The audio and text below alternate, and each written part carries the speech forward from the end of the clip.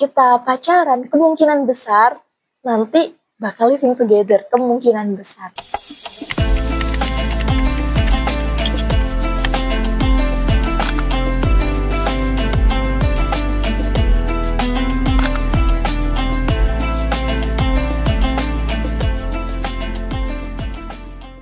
Assalamualaikum warahmatullahi wabarakatuh. Bismillah, alhamdulillah, wassalatu wassalamu ala rasulillah, amma ba'du. Halo pemirsa Kakak Media, dimanapun Anda berada. Senang sekali saya Aini dapat kembali hadir menjumpai pemirsa Kakak Media dalam program spesial Kajian Kakak Media. Nah, tema kita hari ini sangat menarik dan relevan dalam kehidupan kita sehari-hari, yaitu menjaga iman di tengah chaosnya akhir zaman. Nah, bersama kita sudah hadir narasumber kita, yaitu Kak Kunti Wildana Anjuma, atau yang biasa kita sapa dengan Kak Ama. Halo Kak Ama.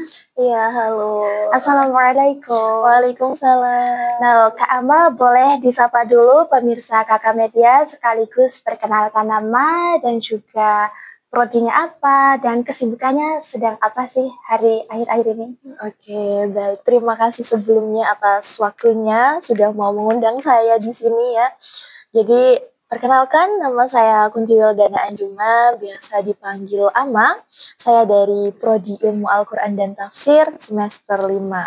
Nah, kalau kesibukan sebagai mahasiswa pasti kita tahu ya, semua mahasiswa itu banyak sekali tugasnya. Jadi ya pasti mengerjakan tugas. Kak, kesibukannya juga saya sedang mondok juga di Pondok Pesantren Al-Karomah. Kak Ama, kita tahu ya, akhir-akhir ini generasi muda itu banyak sekali menghadapi tantangan nih. Mulai dari masalah mental seperti anxiety dan juga maraknya fenomena living together, dan yang gak kalah menarik tuh normalisasi pacaran nih Kak Ama. Nah, menurut Kak Ama nih, bagaimana sih kita melihat kondisi fenomena saat ini menurut perspektif Islam?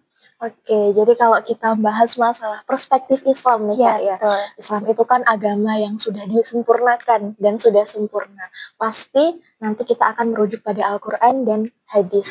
Nah, di sini setiap persoalan itu dalam Al-Quran pasti sudah disiapkan sepaket sama solusinya gitu. Nah, yang pertama tadi Kakak bilang ada anxiety ya. Anxiety itu kalau anxiety itu kan gangguan kecemasan ya Kak ya. Gangguan kecemasan, jadi banyak sekali generasi sekarang yang cemas, resah, dan mungkin banyak yang nggak tahu tuh tujuan hidupnya tuh apa. Itu banyak sekali. Nah, di sini dalam Al-Quran itu sudah disiapkan gimana sih caranya agar kita bisa menjalani hidup itu lebih tenang, lebih tahu arah dan tujuan. Itu dalam surah Ar-Ra'd ayat 28, ala bidzikrillahi wa tatmainnul qulub. Kayak ayatnya seperti itu, dan artinya itu, dan ingatlah kalian hanya dengan mengingat Tuhanmu, hati kalian itu akan menjadi tenang. Jadi di sini itu kita pakai konsep bahwasanya healing itu bukan hanya kita ngopi sama teman-teman, hangout ke mall, tapi healing itu kembali, bukan pergi. Kembali pada Allah, bukan pergi. Karena emang kadang dengan pergi sejauh apapun kita, kalau hati kita nggak tenang ya pulang pun tetap nggak tenang gitu ya Kak ya. Terus tadi pacaran sama living together ya Kak ya. Pacaran sama living together ini saling berkaitan. Jadi bisa dibilang kalau pacaran itu level satunya, living together itu the next levelnya gitu. Kalau kita pacaran, kemungkinan besar nanti bakal living together, kemungkinan besar. Tidak semua, kita nggak bisa ngejudge ya Kak, karena memang banyak sekali generasi sekarang atau pemuda sekarang itu yang menormalisasi pacaran karena mereka menganggap kalau pacaran itu untuk penyemangat, untuk someone to talk, atau mungkin untuk perhatian-perhatian yang memang mereka nggak bisa dapetin dari teman atau keluarga. Makanya mereka ambil jalannya dari pacaran, meskipun kita tahu itu salah. Betul. Bahkan nih beberapa oknum juga ada yang mengatakan bahwasanya aku pacaran tuh biar tambah semangat ibadahnya, kayak gitu Iya, juga ada ya iya Kak itu ya? banyak banget itu. Iya, berarti itu tidak bisa dinormalisasi ya sebetulnya ya Kak ya? Iya, karena memang saking banyaknya ya kita mau nggak mau meskipun kita tahu itu salah kita nggak bisa langsung ngejudge Betul, gitu. oke. Nah kalau gitu nih Kak, sebenarnya apa sih faktor utama yang membuat iman generasi muda sekarang ini sangat mudah sekali goyah dan terindikasi hal-hal seperti itu tadi? Nah, kalau kita bicara masalah faktor ya Kak ya, jadi kalau menurut saya pribadi yang pertama itu pendidikan Kak. Jadi pendidikan di kita itu selalu fokus pada nilai, menghafal teori, terus kayak kurang banget di bagian bagaimana seorang pelajar atau mahasiswa itu imannya tertata, hatinya tertata. Itu jarang banget pendidikan kita yang berfokusnya di situ. Dan memang sistemnya kayak gitu. Betul. Yang pertama itu pendidikan. Yang kedua itu masalah penyakit hati. Nah, di sini penyakit hati yang kita tahu ya dari SD sampai mahasiswa bahkan itu ya kayak sombong, hasad, iri, dengki dan Iya. lain-lain. Padahal penyakit hati itu definisinya banyak. Nah, di sini nanti kita akan bahas menurut kitab Qawaidul Hisan, gimana sih penyakit hati itu. Terus yang terakhir, faktornya itu ada di lingkungan sama di circle, Kak. Jadi itu penting banget bagaimana pengaruh teman atau circle dalam kehidupan kita. Gitu. Wah, jadi memang bukan faktor utamanya itu bukan dari diri kita sendiri ya, tapi pengaruh lebih banyaknya itu justru dari lingkungan ya Kak ya. Iya. Nah, ini yang penting. Gimana nih Kak solusinya agar generasi muda ini bisa tetap menjaga iman di tengah chaosnya akhir zaman ini nih Kak? Nah, tadi kan dari sebelumnya dijelaskan kalau ada 3 faktor tuh. Yang Betul. pertama ada pendidikan, yang kedua ada penyakit hati, yang ketiga ada teman atau circle. Nah, kita di pertama dulu Kak ya. Di pertama ini pendidikan.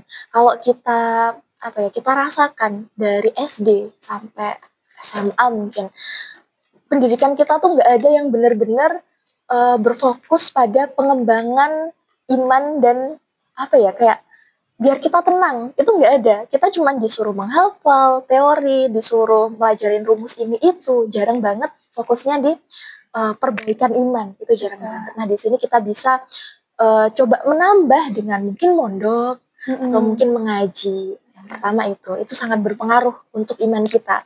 Yang kedua ada penyakit hati. Nah penyakit hati ini kalau menurut kitab Qawaidul Hisan itu dibagi menjadi 2. Yang pertama ada keraguan, yang kedua ada syahwat.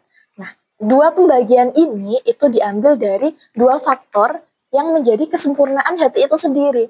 Lalu gimana sih kayak hati yang sempurna tuh kayak gimana? Nah, yang pertama itu hati yang sempurna adalah hati yang percaya akan ilmu pengetahuan dan tidak ada keraguan di situ, yakin.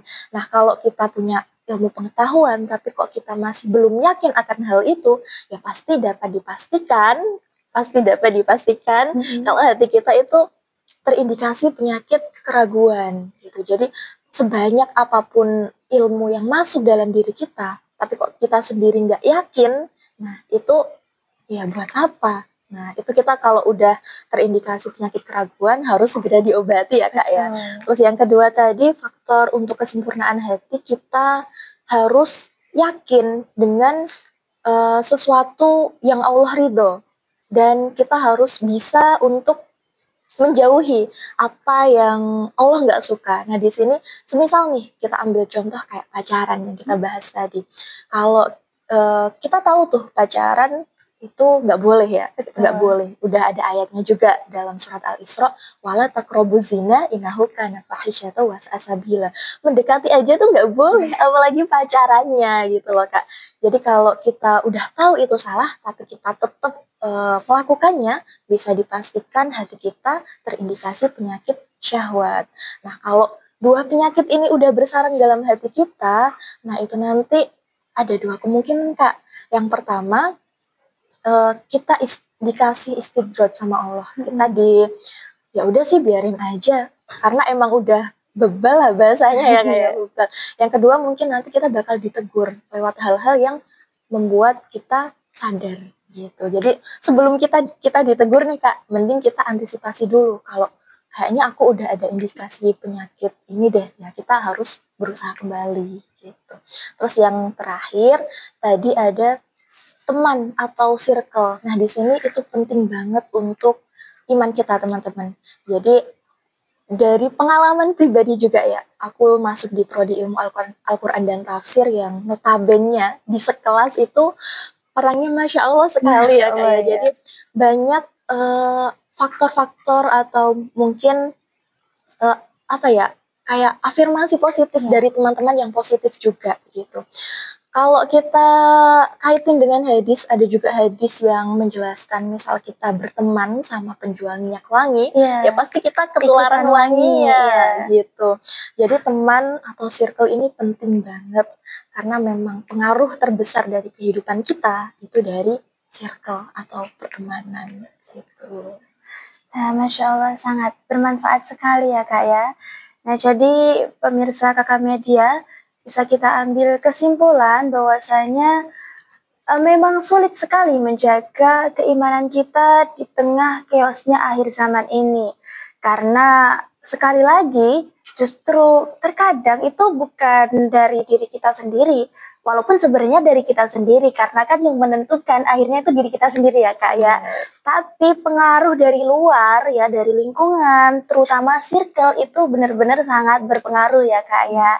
Nah, jadi pemirsa, tadi dikatakan juga oleh Kak Ama, apabila tuh kita terkadang tahu nih salah, tapi sulit untuk meninggalkan hal maksiat itu tadi, maka itu bisa dipastikan bahwa hati kita terindikasi penyakit keraguan-raguan, betul ya Kak ya. Nah, kemudian, oh ya keraguan-raguan ya, atau Ya. syahwat, Keraguan juga ya. ya sama syahwat juga sih. Kalau itu sebenarnya saling berkaitan juga Oh sih. ya. Saling berkaitan. Nah, jadi dua penyakit hati itu tadi ya, pemirsa Kakak Media, keraguan-raguan dan syahwat. Nah, bagaimana cara kita mengantisipasi? Ya, banyak berpikir, kemudian ibadah, kemudian juga mungkin pemirsa Kakak Media ada yang mondok. Nah, itu salah satu langkah yang bisa kita lakukan ya. Iya, Jadi, benar. pertahankan mondoknya, pertahankan ngajinya, karena itu benar-benar sangat berpengaruh sekali. Nah, alhamdulillah kajian singkat kita hari ini sangat membuka wawasan kita. Semoga kita semua bisa menjadi generasi yang kuat imannya. Untuk pemirsa Kakak Media, sampai jumpa di program kajian selanjutnya. Saya Aini dan seluruh tim produksi Kakak Media pamit undur diri. Wabillahi taufiq wal hidayah. Wassalamualaikum warahmatullahi wabarakatuh.